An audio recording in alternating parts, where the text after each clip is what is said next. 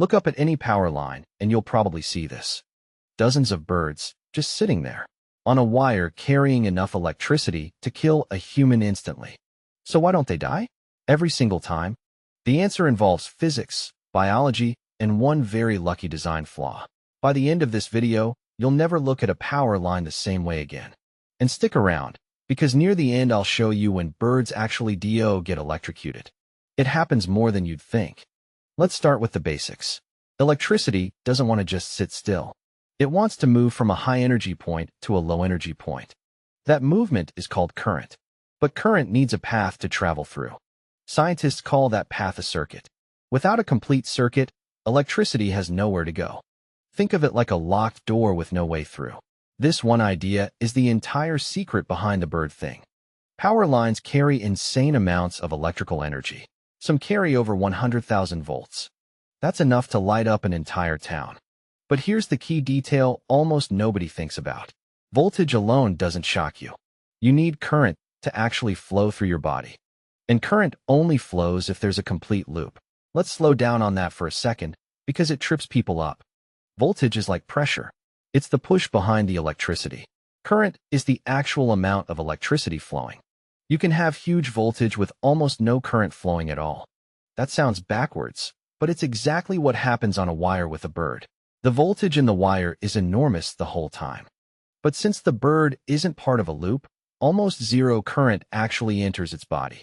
Basically no push, no path, no problem. This is also why birds don't feel a constant tingling while sitting there. Their body voltage actually rises to match the wire's voltage. The bird and the wire become the same electrical potential, which sounds terrifying, but it's actually the safest possible state. It's kind of like being inside a moving car. You're moving at the same speed as everything around you, so it doesn't feel dangerous.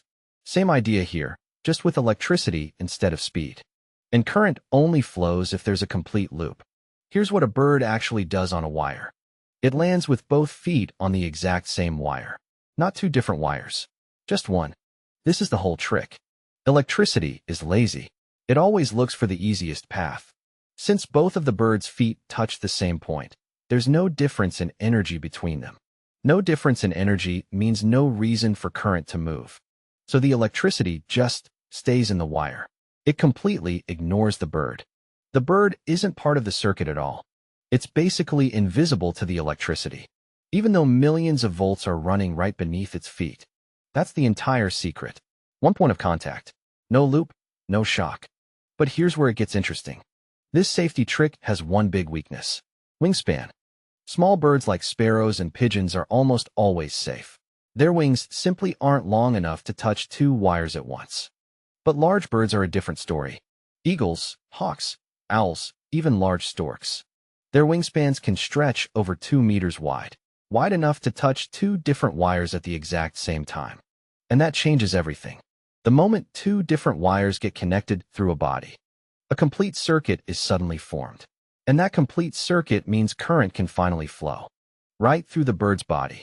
This is the exact moment large birds get electrocuted. It's rare, but it happens far more than people realize. So what actually happens in that split second? The current can be massive, tens of thousands of volts. It happens almost instantly. For the bird, there's usually no suffering. It's that fast. But it's not just dangerous for the bird. A large bird bridging two wires can cause a short circuit that can knock out power to an entire neighborhood. In some documented cases, whole towns lost power because of a single eagle. It sounds unbelievable, but utility companies deal with this regularly, which is exactly why they started doing something about it. This isn't just theory. It's been recorded for decades. In parts of the western United States, eagle electrocutions were once a serious conservation problem. Golden eagles were especially at risk because of their massive wingspans. Some studies found electrocution was a leading cause of death for certain raptor populations. That got the attention of wildlife agencies and power companies alike. In the 1970s and 80s, engineers and biologists teamed up to fix the problem. They created entire design guidelines just for bird-safe power poles. Today, those guidelines are used by utility companies across the world. A problem that used to kill thousands of birds a year is now massively reduced. All because someone finally asked the same question we're asking today. Power companies actually design equipment specifically to protect large birds. One method is simply spacing wires further apart. If the gap is wider than any bird's wingspan, the danger disappears. Another method is insulating the wires themselves. Insulation acts like a rubber glove for the entire wire. Even if a bird touches 2 points, the current can't escape through it. Some utility poles even include artificial perches. These perches sit safely above the dangerous wires. It gives eagles and hawks a safe place to rest, away from any risk of touching 2 wires at once. In the United States, this is taken seriously. Federal law actually protects eagles from these kinds of accidents. Utility companies can face real fines if they don't take precautions. So this isn't just a curiosity. It's an entire industry standard. Now here's a twist that surprises almost everyone. Those big, tall, high-voltage transmission towers you see on the highway, their wires are almost never insulated. They're literally bare metal, fully exposed to the air. Wait, what? Isn't that more dangerous? Actually, at that scale, insulation wouldn't even help much. The voltage is so extreme that insulation would need to be absurdly thick. So instead, engineers rely on distance and spacing to keep things safe. That's why transmission towers are built so incredibly tall. Height keeps the wires far away from anything that could complete a circuit. It's the lower voltage lines, the ones near neighborhoods, that are more often insulated. Different voltage, different solution, same core idea the whole time. Now here's a question you might be asking. If birds can be safe, could a human ever touch a wire safely? Short answer, never try this. Humans are usually connected to the ground already. Our feet, our shoes, the moisture in the air. All of it can create a path for current to escape through us. The ground itself acts like the second point of contact. So the moment a human touches a live wire, a complete circuit forms instantly through their entire body. That's why birds are safe, but humans are never safe. Birds avoid the ground entirely while touching the wire. We're always standing on it. It's the same physics, just a completely different outcome. Birds aren't the only animals dealing with this daily. Squirrels climb utility poles constantly, and squirrels cause way more power outages than most people expect. In fact, squirrels are one of the most common causes of small-scale blackouts. There's an entire unofficial tracker online counting squirrel-caused outages. It's oddly one of the most tracked animal statistics in the world. Snakes have also been found on power equipment, usually because they're hunting rodents that climbed up first. Even large birds like owls sometimes misjudge the distance between wires, which is exactly why wire spacing matters so much. Every inch of spacing is a calculated safety decision. In countries like India, monkeys climbing transformers is an actual recurring problem. Some cities have had blackouts traced directly back to a single curious monkey. Bats have also been known to roost dangerously close to electrical equipment. Basically, if an animal can climb it, it's probably tried climbing it. Nature really does not care about our electrical engineering. Here's a fun thought experiment before we move on. What if a human had the wingspan of an eagle? If you could somehow touch 2 wires at once, the exact same rule would apply to you. Size isn't really the rule. Contact is the rule. Wingspan just happens to be the thing that puts big birds at risk. Let's bust a few myths while we're here. Myth 1. Rubber shoes make you fully safe around electricity. Not true at high voltages. Rubber can still fail. Myth 2. Birds have some special immunity to electricity. Also false. It's pure physics, not biology. If a bird touched 2 wires, it would be shocked just like anything else. Myth 3. Power lines are only dangerous if you touch them directly. Actually false. Electricity can travel through the ground nearby too. This is called step voltage, and it's genuinely dangerous. It's why experts say to shuffle away, never take big strides near a fallen line. Myth 4. If a wire looks like it's not sparking, it must be safe. Completely false. Power lines can be silently live with zero visible warning. Myth 5. Wooden power poles mean the wires themselves are non-conductive. The pole might be wood, but the wires running through it definitely aren't. Quick pause. Before I tell you the full recap, take a guess. Do you think small birds ever get electrocuted at all? The honest answer is, almost never, and now you know exactly why. Let's take a quick detour into some record-breaking numbers.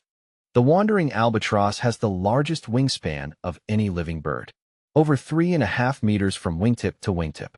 Thankfully, albatrosses spend almost their entire lives over open ocean, far away from any power lines at all. The longest power line span in the world stretches over 5 kilometers. It crosses a fjord in Norway, held up by towers taller than skyscrapers. Engineers had to solve incredible physics problems just to keep those wires from sagging. And yes, birds land on that wire too. The same rules still apply. No matter how big the wire or how far it stretches, physics doesn't change. So how did humans even figure all this out in the first place? Early electrical engineers in the late 1800s were genuinely puzzled by this. Electricity itself was brand new technology back then. Nobody fully understood why animals near wires sometimes died and sometimes didn't. It took decades of observation and some unfortunate accidents to piece it together. Eventually, the pattern became obvious. It was always about wingspan and contact points. That discovery directly shaped how we build power infrastructure to this day. A question about birds actually helped make the entire power grid safer. Funny how that works. Curiosity really does lead somewhere useful. Okay, let's bring it all together. Birds survive on power lines because of one simple rule. One point of contact means no complete circuit. No complete circuit means no current flows through their body. It's not luck. It's not magic. It's basic circuit physics.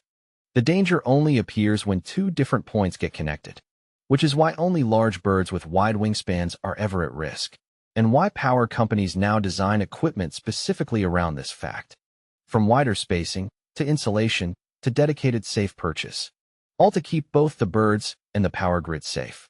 So next time you see birds lined up on a wire, you'll know exactly why they're completely fine up there. If this actually answered a question you never knew you had, that's exactly the kind of curiosity this channel is built on. So if you enjoyed this, hit subscribe so you don't miss the next one. It genuinely helps this channel grow, and it takes 2 seconds. Drop a comment and tell me which fact surprised you the most. Was it the eagle wingspan thing? The squirrel outages? Let me know. And if you liked this video, tap that like button. It's a small click that makes a real difference for this channel. There are hundreds of everyday questions just like this one. Things you've seen your whole life, but never actually questioned. That's what this channel is all about. Toggling your curiosity on, one question at a time. Thanks for watching all the way to the end. One more thing before you go. Tap that notification bell too, so you actually see it when the next video drops. Next time, we're tackling a question about something you use every single day. Why do we drive on different sides of the road in different countries? Trust me, the answer involves swords, horses, and Napoleon. You will not see that one coming. I'll see you in the next one.